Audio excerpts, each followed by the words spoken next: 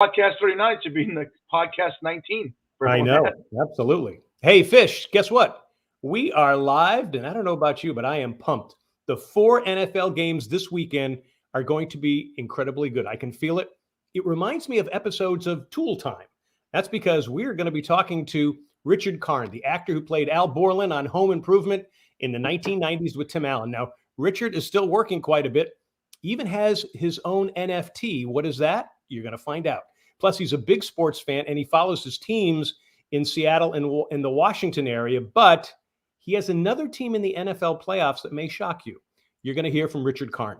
You're also going to hear our picks from the upcoming playoff games, and John Hardison with the Daily Fish Hardline gives us his betting picks. Our schmuck of the week is a basketball coach who forgot where he was, or did he? And Who's Got the Swag is breaking barriers in MLB. And Binge, Blockbuster and Books has 2 shows you need to see on streaming. Hi, everybody. Welcome to Daily Fish. John Daly here with Eric Snyder, a.k.a. Fish. We're coast to coast.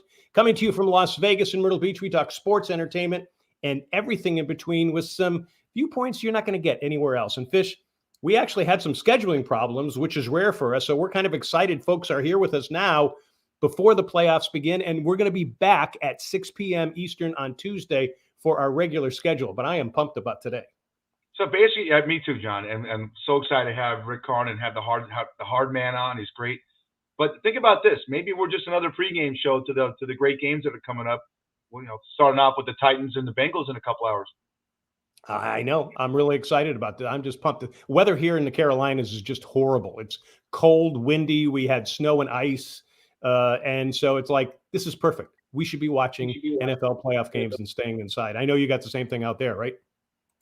Oh, yeah, it's great. Try bartending. I work overnights, and I had a girl walk up last night, come open a car and call me and say, Fish, can you bring my food out? And she's a hooker, and she's in a 450 SL convertible Mercedes, the same one that Richard Gere drove in American Gigolo. And she's shivering. She's wearing a halter top, and she's gorgeous. She looks terrific. It's 25 degrees outside, and she's driving a convertible. She looked great. Only in Vegas can you make the cold look good. Absolutely. All right. Hey, it's time for the daily grind. Here's what we're grinding on first. A quarter of NFL teams need a head coach. Fish, what teams are most attractive to a new coach? Oh, obviously the Las Vegas Raiders and the Miami Dolphins. The Miami Dolphins were 10-6 in 2020, and then this year had a tremendous comeback. I'm still pissed off that Brian Flores got canned by by Stephen Ross, that organization. And then, of course, the Raiders, what a great run that was, and there's talent there. We have 8 openings, and Daily Fish has found out there could be 2 more openings coming up this Monday with Cliff Kingsbury, John, at Arizona, could be on the hot seat and out. And then Mike McCarthy, Jerry Jones is not happy what's going on in Dallas. I would love to see this. I would love to see diversity. I would love to see guys like Patrick Graham, defensive coordinator of the New York Giants, Byron Leftwich, Eric Bieniemy. Okay, I want to see some of these young African-American kids get a chance. All right. Jim Caldwell's got to be back in this league. I'm not saying it's because it's a sexy thing to say, but it's right. Okay. David Culley did the greatest job you ever could down in Houston, and he got canned. He waited all this time. He took over just a shit show of an organization. And they're talking about Josh McCown. Nothing against Josh McCown. There's other guys right now that are more qualified to take this job. Mike Tomlin cannot be the only African-American coach to start 2022. It's blasphemous. Yeah, and I think you're going to see it. I think exactly what you're saying is going to happen.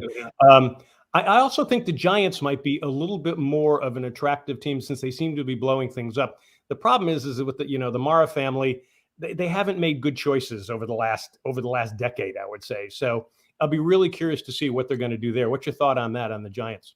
They just hired Joe Schoen, who's the assistant general manager of the Buffalo Bills. Just great young talent, which leads me to believe that Brian Daboll is one of the top names out there, the offensive coordinator of the Bills, and he can't talk to them right now or sign because the Bills are still involved in the playoffs. Keep an eye on that. And I think Brian Flores is going to probably interview with almost every one of those openings. So, and that's attractive to the Giants. Again, with the Giants, and Dave Panatti, one of the big fan of the show, biggest Giant fan on the planet. The Giants had historically one of the worst offenses in NFL history, second to the 1936 Canton Bulldogs. Yet their defense is ranked 11th. That's why I bring up Patrick Graham. Okay, Get these guys out there. Someone gave Matt LaFleur a chance, Sean McVay a chance, and Sean McDermott. And look at these guys. They're all young guys. All right. Give these other guys a chance. Do it, NFL. Step up. Yep, I agree. We'll be watching it, that's for sure. All right, next, the divisional round is here. These could be the best games. Now, I look at each team, Fish, and I think each one could actually win the Super Bowl. But right now, we have to pick. So here we go. First, Bengals and Titans. Wow. Fish, I'm going to go Titans in this. You know, I love Joe Burrow. I still think he doesn't have enough playoff experience, but I wouldn't be surprised if he shakes it off and has a great game. Still, I think the Titans are a more physical team, and they're getting healthier. So Titans for me. Who are you going with? I want to go with the Titans, and I probably should, but I want to go against you on a couple of these. I'm going to go with the Bengals. The Bengals took my Raiders out, and I just love Joe Burrow smoking those cigars. I like the job Zach Taylor did. And again, but you know, Derrick Henry's a full go. He's 100%.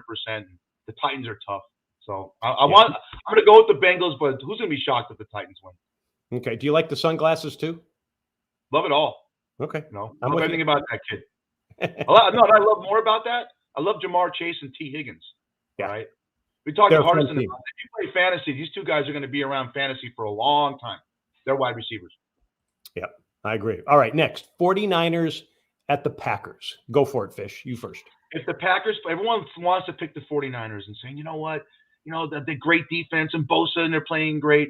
But Jimmy Garoppolo always does something. He's so gorgeous that he's one of those stupid good-looking guys like he used to be back in your 20s and 30s. Yeah, but you didn't mess up like he did. A 4th and 1 and throw a stupid interception. If the Packers play their A game, they're winning this game. And I think they're going to play an A- game and win. I'm going with Packers as well. I know Aaron Rodgers is 0-3 against the Niners in the playoffs. So, but I think now is the time he wants to rectify that. I think the Packers, I think they're a bit healthier. They're rested. I wouldn't be surprised if the 49ers pull up an upset in Lambeau. The 49ers seem to do that, but I'm going to go Packers. I'm with you on that one. All right, Rams at Buccaneers. Fish, I think this one's going to be a good one, but I'm going to go Brady and the Buccaneers. I think the Bucs think this is it. Too many of the guys, final year of the contract, and that they're going to play that way. My fear for them is injuries on the O-line and the secondary. Still, I'm going to go Bucs. Who are you picking? John Harrison pointed out to me that Andrew Whitworth is out, the offensive line stud for the Rams, and that's huge. But I'm going with the Rams, and I'll tell you why. The Buccaneers, even though they got a great performance out of Giovanni Bernard, their third-string running back last week, Chris Godwin is so huge in their offense, and they didn't miss him against the Eagles, but they're going to miss him against the Rams in that tough secondary with Jalen Ramsey roaming out there like he's a man. He's running a lot in Deion Sanders in our generation, in this generation.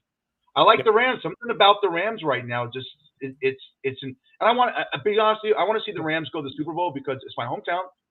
I don't have a dog in the race. I like the Rams, but it'd be nice to see the Rams play in LA for the 2 years in a row. Tampa last year, John, and then the Rams this year at SoFi. So I'm going with the Rams. Okay, absolutely. And final, Bills at Chiefs. Go for it, Fish. I'm going with the Chiefs. In our little bit of our rehearsal, we're talking to Hardison about it. You know, the Chiefs went to the Super Bowl 2 years in a row, last 2 years, with the 25th ranked defense. Now, John, their defense is in the top 10, so they could fool around, and Mahomes could have a couple bad series. And yet, like the Steelers game, all of a sudden he has 5 touchdowns. Everyone loves to pick the Bills because the Bills beat the crap out of New England. I think the Chiefs are the real deal, and I think they win. I love what you're saying. This could be the game of the weekend. Both defenses, though, for me, could be a little suspect going up against two very potent QBs that can throw and they can both run. But I'm going to go Bills to win and avenge last year's playoff loss to Mahomes and the Chiefs. So there you go. And I could go 0 for 4. You could go 0 for 4 for all we know. We could both go 4. No, that's how good these games, I think, are going to be. Because last week's game stunk. These are going to be really good games. You're right. Yeah. Well, there was how many games last week? And the only ones that had any intrigue to them were Dallas, San Francisco, and the Raiders and Cincinnati came down to the final play. So. Yeah, absolutely. All right, we're going to find out soon, and you can hear our excuses on Tuesday night. And in a few minutes, we're going to bring in our expert, John Hardison of the Daily Fish Hardline. All right, next, we're halfway through the NHL season. Florida teams look good, while the Eastern Conference really looks boring behind them. And fighting is still kind of down in the NHL, but it's beginning to increase lately. Fish, what are you seeing on the ice, and who are you watching in the second half of the season NHL-wise? I'm looking at scheduling. If you're playing a game in Canada, you're not playing it. It's postponed because of COVID. We're not playing games in Canada right now. If you're fans of, if it's just a casual fan of the NHL, keep that in mind. But I will tell you this: the Florida Panthers, Jimmy V's team, is terrific. They are terrific from the top to the bottom, from goaltending to depth. I know you love them. Okay, keep an eye. I always say this: the Colorado Avalanche. McKinnon is the best player in the league. They have the best record in the West. But the Vegas Golden Knights, and Harrison will tell you this, they have a guy that's in the waiting. I love this kid named Jack Eichel. He came in the league a couple of years ago with Connor McDavid, he was the number one draft pick of the Buffalo Sabres. He's been injured. If he gives the Knights that extra oomph that they need to push themselves over the top, the Knights could be in the Stanley Cup Finals against the Florida Panthers. That's what I see. What about you? I agree with you 100%. I mean, they're actually leading that Western Division there. So I think that they can certainly kind of skate in, so to speak. It's just what's going to happen in April and May in the playoffs. But yeah, I agree with you. And I'm just hoping for you in Vegas that it's going to be a lot of fun coming up for the NHL Stanley Cup playoffs. All right. Finally on the grind, Jamison Williams, Alabama's highly touted wide receiver. He tore his ACL in the championship game against Georgia. Now here's what we're hearing as a result. Top college athletes may sit out bowl games in the college playoffs if they think they're a high draft choice for the NFL. The question is, will this be the norm in collegiate sports? Fish, give us some Fish forecasting on this. One of the top quarterbacks that come out in this year's draft, and we'll preview that with Hardison in April. Kenny Pickney out of Pittsburgh sat out his bowl game, and they lost because the backup quarterback threw interceptions in critical times in the fourth quarter. Yeah. Jamison Williams said, if it comes down to it next year, I'm not playing. I think you're going to see a lot of guys not play because guys like Quinn Ewers, that transferred from Ohio State to Texas, they're already making money in imaging and T-shirts and stuff like that. And so is Jamison Williams. They don't need it. There's no allegiance to your school, your boosters, your university, the students. These kids use the NFL, they use the college football, John, and college basketball as a way to get in the NFL. And I have no problem with that. I have a problem with the fact is how do you sell a game when let's say the two top quarterbacks, and let's say Michigan plays for Hardison, let's say Michigan plays USC in the championship next year, and both starting quarterbacks sit out. And that's a very big possibility because they're top 10 draft picks. How do you sell that if you're a network and you're a sport? It's going to happen. It's going to be a big problem. Yeah, I think we're going to see some of that. Now, my gut tells me you won't see it as much in the college playoffs for the national championship. I just can't see some kids saying, I'm not going to go for the national championship. I totally disagree with you. But I think you are going to see it in a lot of bowl games. I think it also is going to hurt schools who are not Alabama or Ohio State with a huge roster of blue chippers. Look at the Buckeyes at the Rose Bowl this year. They had a number of players sit out for that same reason. They sat out the game, but there were freshmen and sophomore backups who excelled and actually helped them win a game. Now, a team, let's say like Cincinnati, might not have the depth, so that would hurt them, where it's not going to hurt Ohio State and it's not going to hurt Alabama. So I don't know. This is a great discussion, and I know we're going to discuss this more and more. John, real quick, we need to debate it or something. We're such an agreement. What makes a bowl game different than the championship games? Sometimes the championship games are played, and then you have the Rose Bowl the next day, and the Rose Bowl gets more revenue for TV. Sometimes they do. Okay, it's a weird dynamic in college football. I think if you're a player and you're going to see this, and you're a top player, Jamison Williams could have cost himself a lot of money. If you're a top player going into the draft, and you see these injuries happening left and right, you saw Jadeveon Clowney sit out in college. You saw Nick Bosa do it. All right, you're going to see it. You're going to see these guys not. And they're not going to do it for the game. They're going to do it 3 games before the game, but you know they're going to that game. So you're going to see it. I disagree wholeheartedly. You're going to see guys sit out championship games because, and again, how can you say no to these guys? This is their dream. All right. And a guy blowing out his ACL could cost him. Real quick story. Matt Barkley years ago, right? Absolutely. Goes back to USC. He's a top quarterback in the 2012 draft. Goes back for a year, tears his shoulder up against UCLA, drops to the 4th round. Yeah. Okay. Yeah. Cost him millions and never was the same. So keep that in mind as far as some of these, kids. Yep. No. That's and that is good stuff to talk about. And that is the Daily Grind. Folks, questions or comments during the live show, use the chat box here or email us at dailyfish1@gmail.com. You can post to Facebook at daily.fish.5. Better yet, record yourself short and tight and horizontal on your smartphone and send it to dailyfish1@gmail.com. All right, it's time for binge blockbusters and books. Fish, what are you binging? I watched Yellow Jackets on Showtime. Wow. It's about a soccer team, a kid soccer team, girls in Jersey that goes to the Nationals, and their plane crashes on the way to Seattle in the Canadian Rockies. And it shows their struggle to survive for 2 years, but they flash back to the future of what some of them have survived, what their lives are. And their lives, I hate to use this, is a shit show. Then and now, it's brilliant. Wow. All right. I'm definitely going to look at that. I'm going with Tender Bar. This is a great movie about a boy growing up in Long Island who looks for father figures at his uncle's bar. Ben Affleck stars in this. 83-year-old Christopher Lloyd is great in this. George Clooney directs it. This is funny and touching. I think it's definitely worth the watch for anybody. Guys, gals, go take a look at this. That's what I would suggest. John, I watched it twice. It was so brilliant. Affleck's character, Charlie, he's a bartender, okay, but he's a street kid bartender, and but he's got the knowledge of Shakespeare, and he takes over as a mentor to his nephew, who's got a piece of shit father, and it's just a great. The acting, Lily Rabb, that plays the mother of Affleck, of the kid. Wow, you're right. Christopher Lloyd has some one-liners in there that steals it. Wow. Yeah, well, here it is again. If you think about it, there are now 2 movies that have used you as their model. So you Cocktail with Tom Cruise, and now this one here. Don't you think? Yeah. Tom Cruise has nothing on me, buddy. No, he doesn't. Absolutely. All right, and that is binge blockbusters and books. Now, something fishy. Fish, what are you pondering or pontificating on today? There's a word called disingenuous. When you have something and you have to miss work for a couple of weeks, we all know why, this thing didn't go on and what's going on right now. You sit and you read and you binge watch and you think a lot. Then you go back to work. And I can't tell how many people said, Fish, how are you? And before I could answer, they said, let me see a menu. So don't ask anybody how they're doing because you don't give a shit. All right? It's a nice thing to say. I learned a long time ago, John, listen to me, because you bartended. And Hardison, listen to this. When you ask somebody how they're doing, look them in the eye and do it. You guys do that. Because I never say to someone when they walk in the bar, how are you? I learned 16 years ago, I was working at a Montana meat company, and some guy walks in and goes, hey, man, how are you? He goes, I'm doing shit. I'm going through a divorce. You want to hear about it? No, I don't want to hear about it. When someone walks in my bar, I always say welcome, because there's no other answer they can give you, because you're walking. Okay.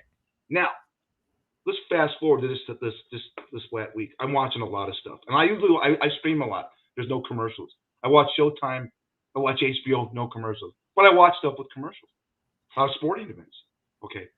If you're a female athlete and you're a tennis player, do not do a commercial for feminine deodorant spray, because people are stupid and they think that you actually represent that. You don't.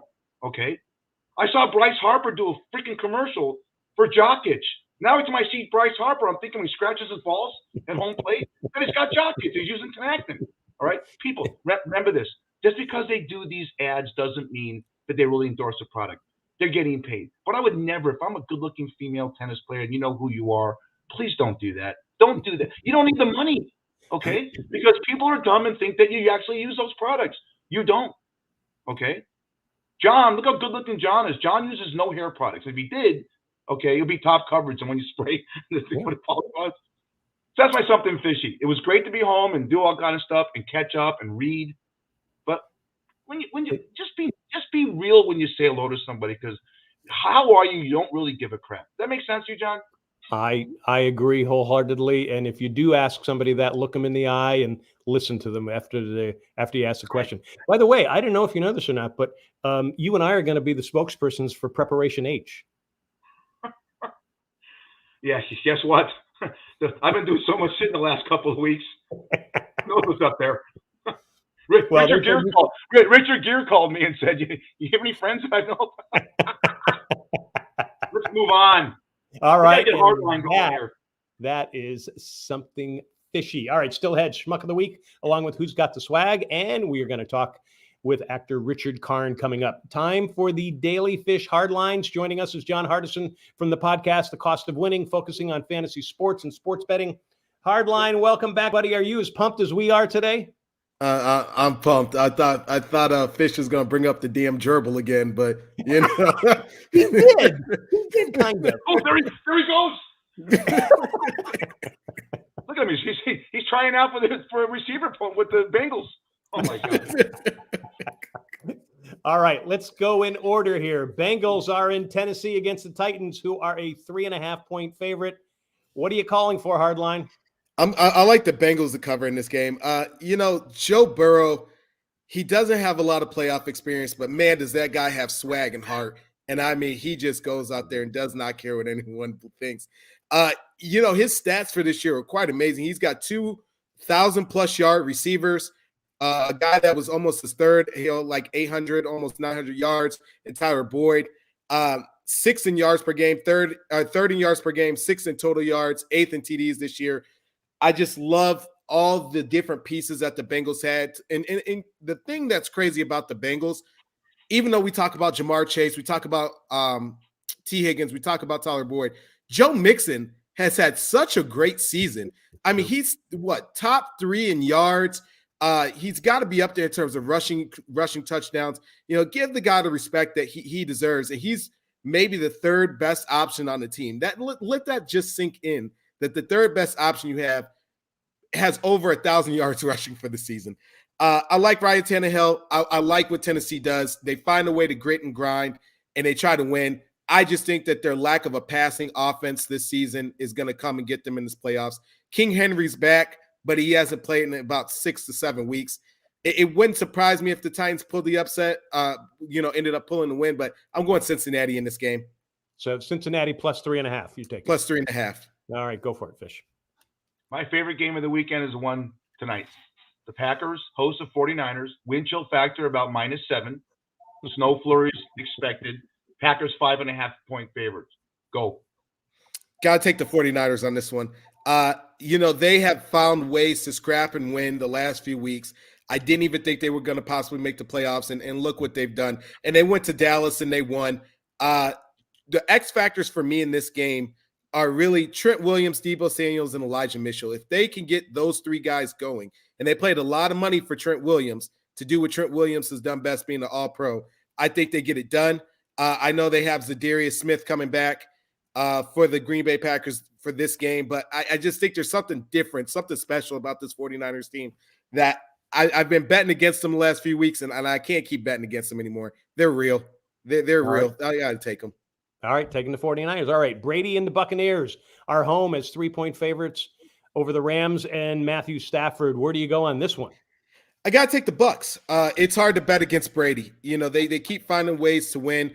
I know both of them have banged up players on their offensive line, but I just think that Tampa Bay gets it done. I know earlier in the season, the Rams got the victory against Tampa Bay, but they also didn't have Rob Gronkowski at that time, and that's a guy that they have to account for moving forward in this game. I like Tampa Bay to get this win. It doesn't necessarily mean I think they win the Super Bowl, but I do think that they get the win against the Rams today or tomorrow. The Bills are sexy. Oh, they beat the crap out of the Patriots last week. Smoked them. Oh, they're going to the Super Bowl. 2-point dogs against Kansas City and Kansas City. Kansas City, top 10 defense this year. Went to the Super Bowl 2 years in a row with the defense in the 20s. Who do you like, buddy?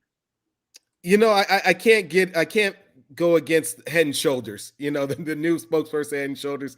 I got to give him his credit. I got to go with Mahomes and the Chiefs. Wait a minute. Wait. Troy Polamalu? Troy Polamalu is now quarterback of the Chiefs? It's his son, if you didn't know. It's hard to beat the Chiefs in Kansas City. It's harder to do it twice. And so I just don't see the Bills doing it. I love what the Chiefs have been able to put together. Last week they looked a little stagnant, but they got it going, especially before halftime. And then after the second half, they just ripped Pittsburgh a new one. I think you got the best version of Josh Allen the last game they played. I'm questioning, are you going to get that Josh Allen this time? And now that the defense has improved in Kansas City and Pat Mahomes is locked in now, I think it's hard to beat the Chiefs at home. I got to take the Chiefs. All right. There you have it. And that is the Daily Fish Hardline with John Hardison of the Cost of Winning podcast. You can find him here with us, but also on Spotify, Google, and Apple Podcast. All right, Hardline, we're going to see you Tuesday. See how you did.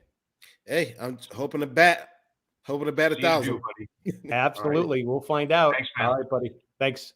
And thanks for tuning in, folks. Daily Fish is live on Facebook, usually on Tuesdays, 6 p.m. Eastern and 3 p.m. Pacific. You can catch us on Facebook at the Myrtle Beach Golf Channel and also Myrtle Beach Grand Strand Life.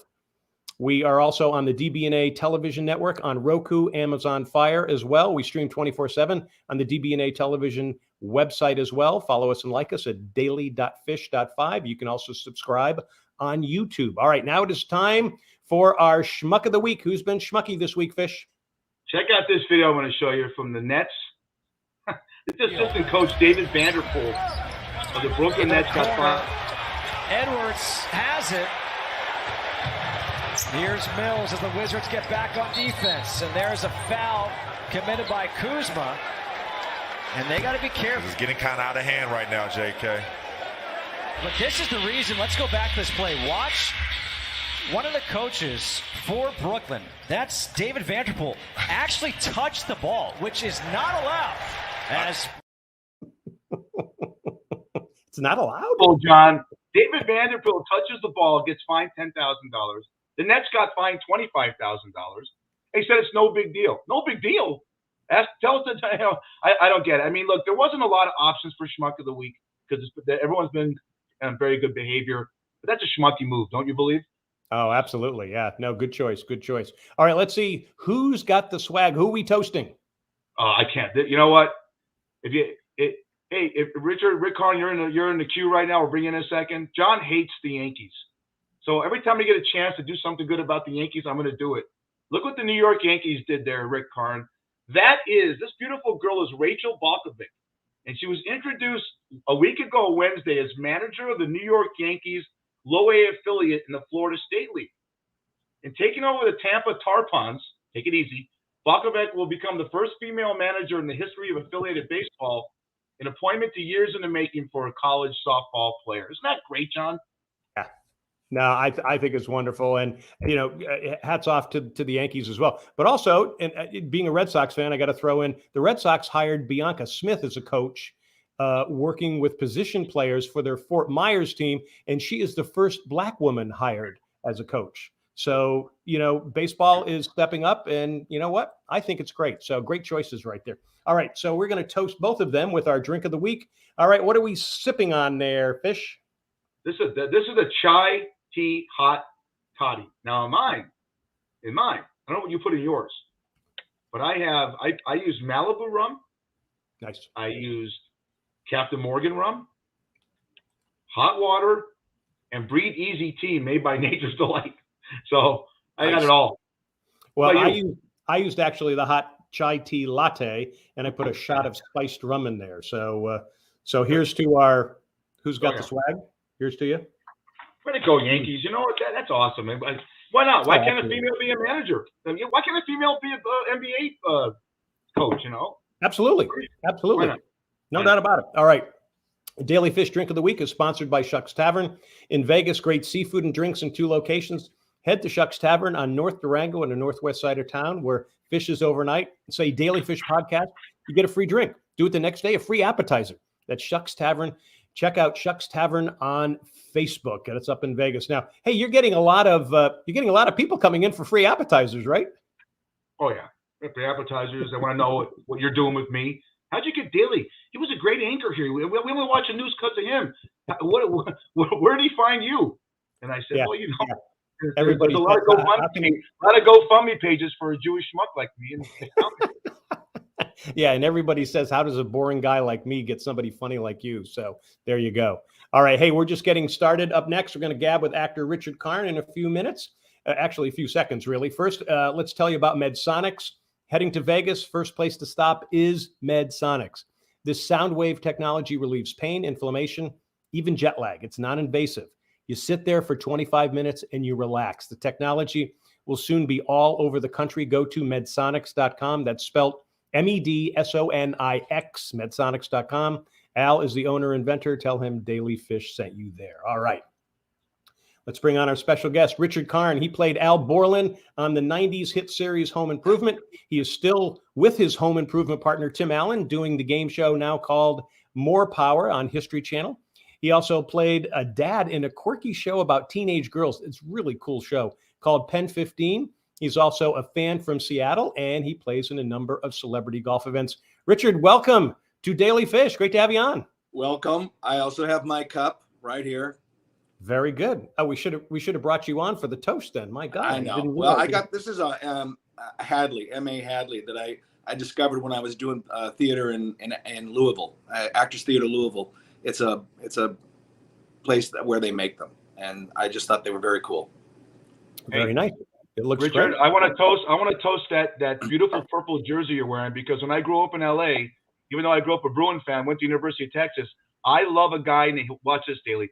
Don James was the coach of the University of Washington football team when Warren Moon was a quarterback, who went to a rival high school of mine, Hamilton. So I know you know that generation and what a great team that was, right? What a great It was a great team, and I will tell you this: Don James was coach of the year 2-3 years in a row.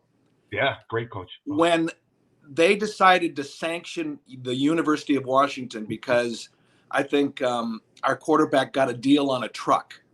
I think that was the big thing. He got a good deal on a truck. Wow. And the NCAA said, we don't care.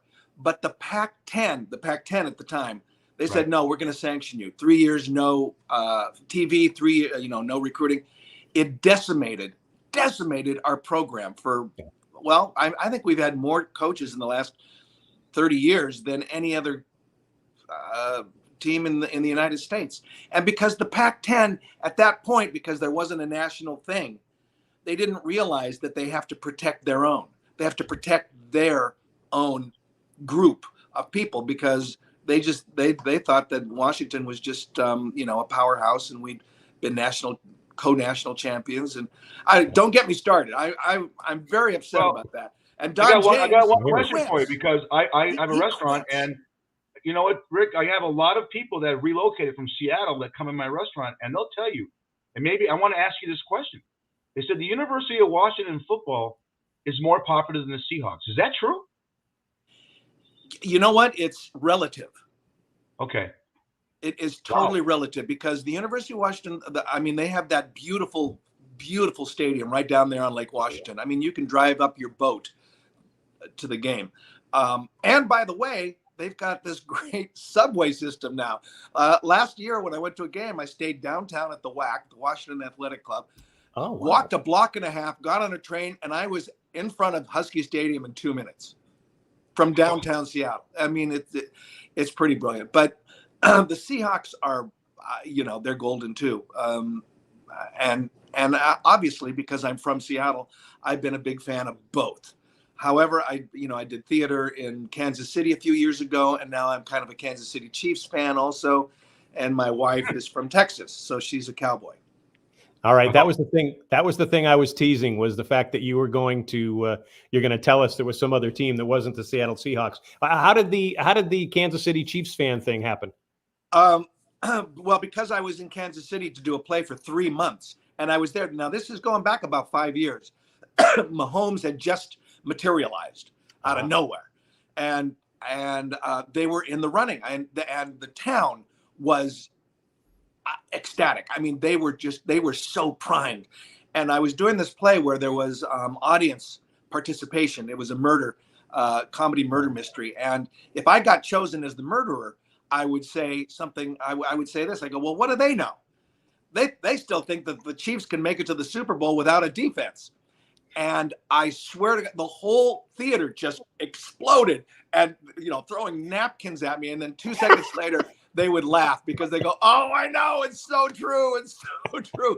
But, it was really fun to be in a town that was just becoming, a contender.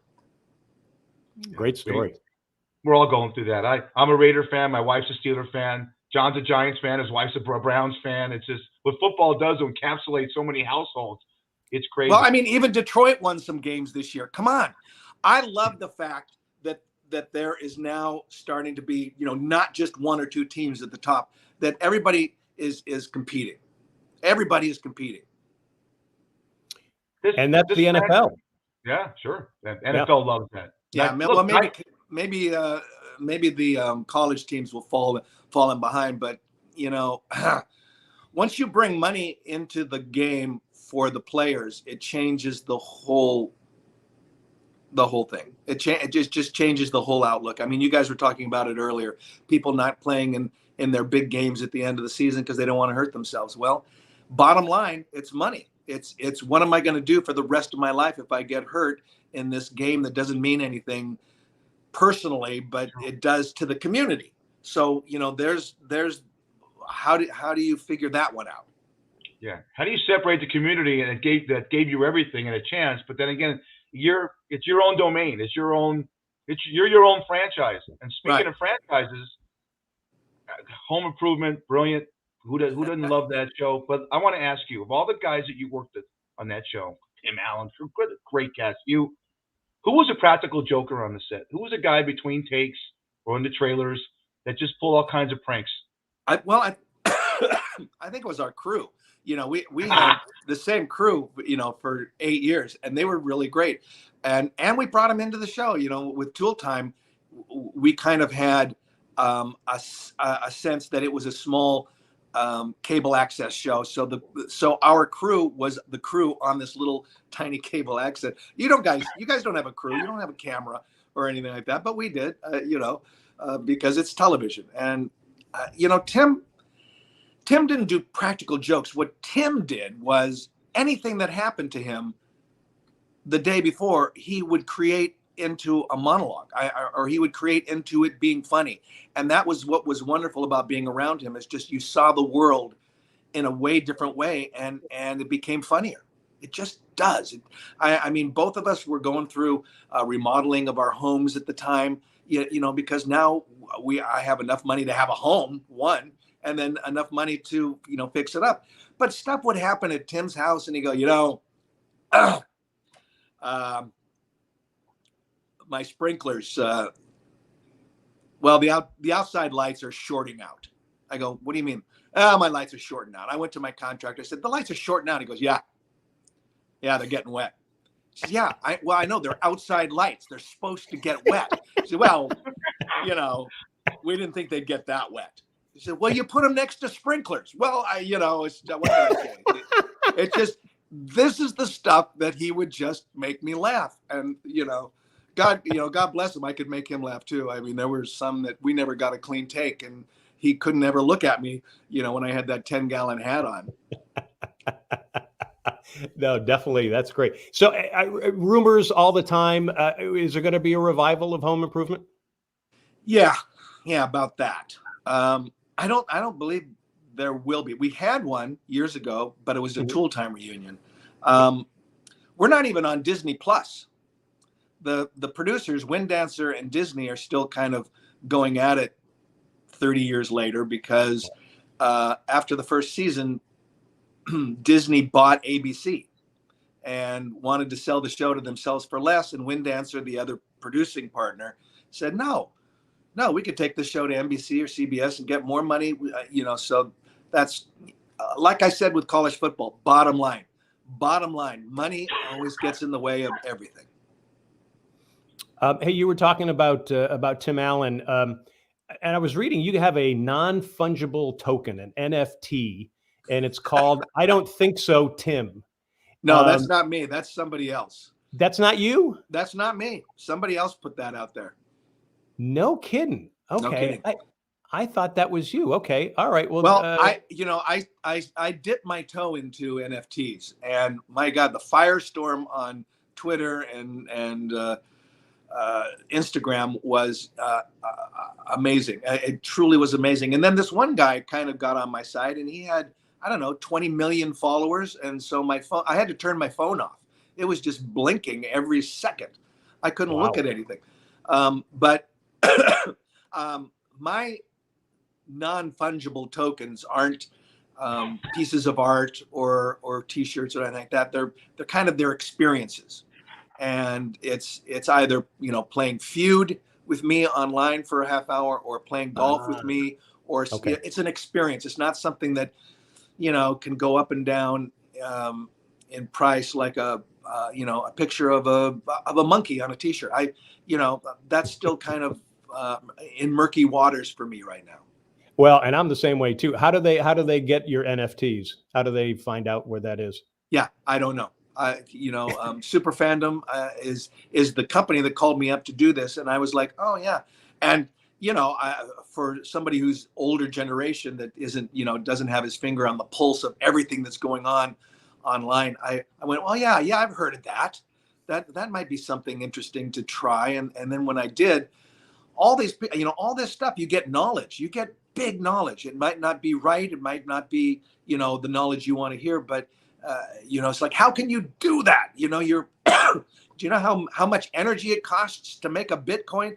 And I'm going, no, I don't know how much energy is being used to create this kind of online currency. And I am learning slowly, but be patient with me. All right. Well, I'm the exact same way too. Hey, talk about, so assembly required is now more power. Assembly required. Last year, our first season was like you said, was kind of a game show. It was a competition show.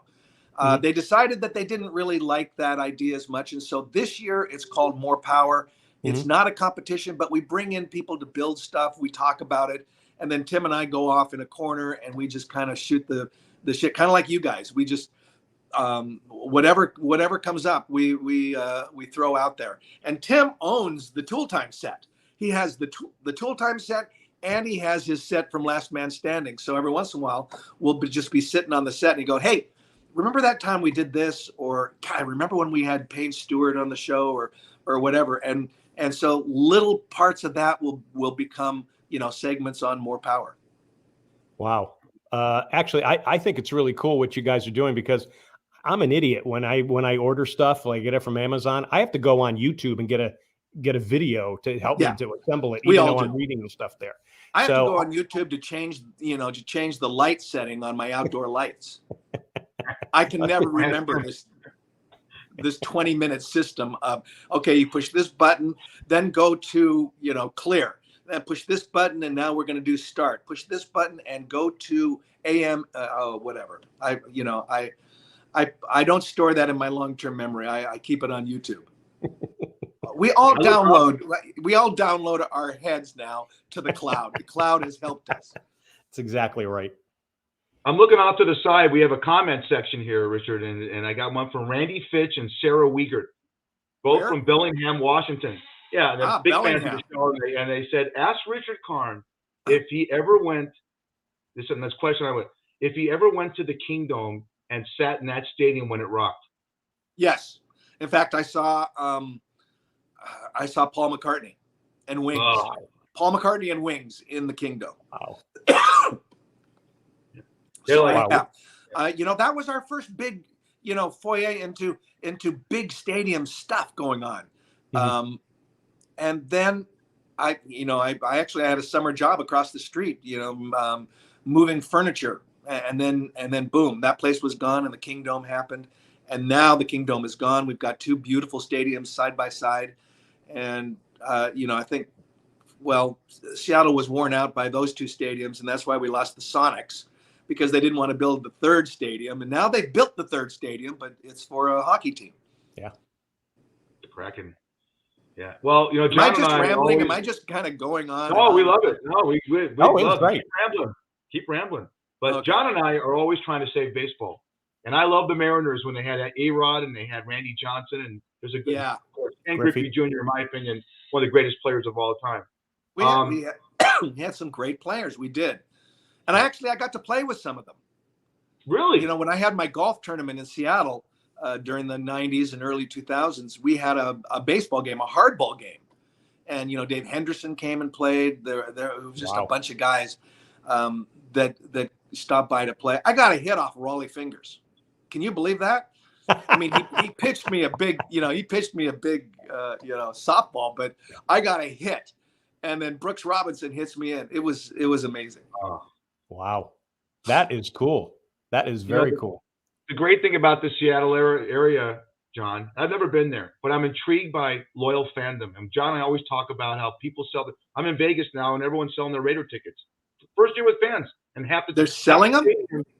I haven't sold them, but half the team, they played the Bears, and there was 30,000 Bears fans. Okay, never happened in LA. In Seattle, thank God. You know, they have a soccer team up there, John, called the Sounders. Yep. 50,000 a game. The Yep. Mariners still get. I think it's a credit to the people up there that they're so loyal to their teams. And you can't put a Seahawks game on, right, Richard, without being sold out. I asked about the Huskies. And throughout the state, if you notice, in Pullman, Washington State, I don't know if you follow that or not, it's the same throughout the state, or is it just indigenous to Seattle? Just a great, great fan loyalty. Well, and they also built their stadiums on sound. You know, they built the stadiums to make the sound that much more of a 12th member in a weird way. I mean, the Husky Stadium is outdoors, but we created the back and forth sound thing, and we created the wave, you know? Oh. Back in the early 80s. I didn't know that. Wow. Yeah. Oh, that's cool. So your Mariners almost made the playoffs. What do you see for them coming up? I'm not sure. I really don't. I want to be able to talk expertly on this kind of thing, but it shifts so much, you know, that there's just so much going on around the country that players can move around. Dynasties aren't being built like they used to be. I mean, your Yankees were, you know, a dynasty, and then there were other teams that became dynasties because players didn't leave, and now they do. Yep, you're right. Let's go back to your theater, and you've been in TV, and you're an entertainer and stuff like that. Who's your best on-screen kiss? I didn't have a lot. I was not the I was not the romantic lead. My best my first on-screen kiss was pretty funny because, you know, it was with Al's girlfriend at the time, and they didn't tell me this, but they set up this thing with ET that, you know, my wife was going to be right behind us in the Tool Time set when this happened. And when I lean into kiss, I hear my wife going, "Well, wait, what's going on here?" And it surprised me, and that was fun. That that made it that much more fun. Sherry Hersey played Eileen, my girlfriend, who was an orthodontist. They split us up because they thought we were too good for each other. They needed a little more drama. I don't know what, but you know, it's TV. It was too nice. Yeah. It was too nice. Yeah, that's right. Hey, in Pen 15, you play a dad of a teenage girl. Anna Conkle and Maya Erskine play teenage girls, but both these women are in their 30s. This is a cool show. It's kind of funny. It's awkward. It's about girls dealing with that. Talk about that show, if you can, really briefly, not only about the story of the show, but also about these two women who are in their 30s playing teenagers. I think that's amazing. These two women met each other at NYU Theater School years ago, and then reconnected and decided to put this show about themselves in 7th grade. So they wrote a 7-minute sizzle reel and sold it to Hulu. They are great. I mean, this tiny show on Hulu has gotten 2 consecutive years of Emmy nominations for writing. I mean, they are really good, but they're very good actresses. And when I got asked, I didn't even have to audition. They asked me if I'd play Maya's dad, and I went, okay. I didn't know what it was. It was on Hulu. I went, okay, well, that sounds interesting. And then when I met them, I realized how, intelligently well they write stuff, and then they write stuff and then let it just go. They don't care if you stick with the words. They're going off on little tangents and little things like that, and scenes that never seem to actually have a button end because it just keeps going because you never know what you're going to find. And then I met her dad, and he looks like me, and he's a real live. He is a drummer's drummer. You know, I ask any drummer that I've been around, and they go, "Oh yeah, Peter Erskine. Oh my God, he's the guy." and Oh, wow. he was the drummer for the Weather Report. You know, the world-class jazz drummer, and he met Maya's mom in Japan years and years ago when they were on tour, and that's why, you know, she's Japanese American and I'm playing the dad. And it's kind of fun because you know, I have a boy who's 29 now, but so I didn't go through the teenage years with a little girl, and now I got to, which was kind of fun because it was the same angst, and then I could walk away. That's great. You know, Richard, you played in a lot of celebrity golf tournaments. Tell me who your favorite pairing was with, and which one did you have the most fun doing? Wow. Well, let me segue quickly. My good friend Meatloaf, he played in my tournament quite a few years, and we put Meatloaf with Samuel L. Jackson, Oh, wow. and Bill Gates. Wow. Yeah, you talk about a weird foursome, and they had a great time. They had an absolute great time. But my stellar year or foursome turned out to be the first year I played in the Bob Hope, the Chrysler Classic, and we're going back, you know, mid '90s. And my sister from Seattle calls me up and goes, "Hey, Rick, I understand you're playing with Bob Hope." And I went, no, I'm not playing with Bob Hope. I am playing in the Bob Hope, which is kind of a cool thing. It's a very cool thing. I was very excited to do that. And so I show up and I go, you know, and I ask the people I'm signing up with, "Oh, this is great. Now, how does this work?" As well, you have 4 different pros. Yeah, they rotate throughout the week. So you'll have a different pro every day. I go, "Okay. All right. Well, do you know who I'm playing with?" He goes, "Let's see. Your name again?" You know, Richard Karn. You're playing with Bob Hope and Gerald Ford. And I went, wow. Bob Hope and President Gerald Ford. Oh, my God. And then my first pro was the winner from the year before, which was Kenny Perry. The second day was Tom Kite. The third day was Arnold Palmer. And the fourth day was Fuzzy Zeller. Oh, my God. So that was my ultimate golf weekend. Forever. Holy You ever paired up mackerel. with Daly? You ever played with John before? Because John's a great golfer, you know. Yes. We've been at quite a few events. That's kind of how we got to meet, to know each other.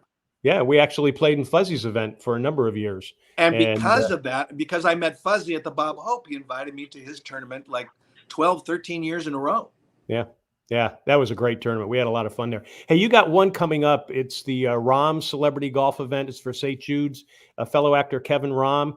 Right. That's coming up. Talk just briefly about that, because you get to play at Ponte Vedra. You get to play at the Players Championship. Yes, we do. Now, for those of you out there who might not, you know, immediately recognize who Kevin Rahm is, if you watched, he's been on a million things, but Madam Secretary, he played the advisor with a dog that would bring his dog into the office and like that. But great guy, great actor, and Clark Rainey is the guy that put these together. He put the Warburton together in Palm Springs, and then he brought on Kevin to do St. Jude down in Jacksonville or St. Augustine. And I'd actually gotten to play St. Augustine because about 4 years ago, I did a play at the Alhambra Theater right there in Jacksonville. And they put me up in one of the condos right there on the course. So I got to play those courses a few times while I was doing the play there. Wow. So we got about a minute left here, Richard. Have you so you played 17, the famous 17 par 3. And every time I played it twice. And I would tee up another ball because you know, the first time I wasn't sure about the distance, so I hit a 9-iron, and it's like 135 or whatever, and I put it to the back onto the green, and then I went, well, I think I can get away with the pitching wedge, so I took the pitching wedge and I put it in the front by the pin. The pin was up front that time. So every time I play that hole, I always hit 2 balls because you never know when you're going to get back. That's a good way to do it. Okay, and by the way, if you want to go to see the that tournament, I believe it's in May, isn't it? The Rahm tournament. I believe so. Yeah. It's in May, and you go to the Rahm, and it's RAHM And, go try it out if you're down in that area. And they do great things. I mean, the St. Jude organization is amazing. They actually pay for the families to live with their kids while they're in treatment. So free of charge. That's pretty darn cool. And they bring them out as well. No, St. Jude's is just a marvelous place. And that was Danny Thomas. Danny Thomas had that vision back in the 60s. Absolutely. Yeah. And his daughter's still doing it now. Yeah. All right. We've been talking to actor Richard Karn, best known as Al Borland on Home Improvement. He's now co-hosting More Power on History Channel with Tim Allen. Hey, Richard, thank you so much. It's great getting a chance to talk to you again, and we'd love to have you come back. All right. Well, maybe I won't just be getting over COVID. I've been coughing a little bit. I understand that you had that too, Fish. Yeah. So fun. Well, as long as you're feeling good, that's good. Just take care of yourself, buddy. All right. All right. You know what, John? Daly's a Teflon Don. He's a John Gotti of hosts. Nothing can touch this guy. Right. Hey, nice meeting you. Thanks for coming on. Okay, you take care. Thanks, Richard. All right.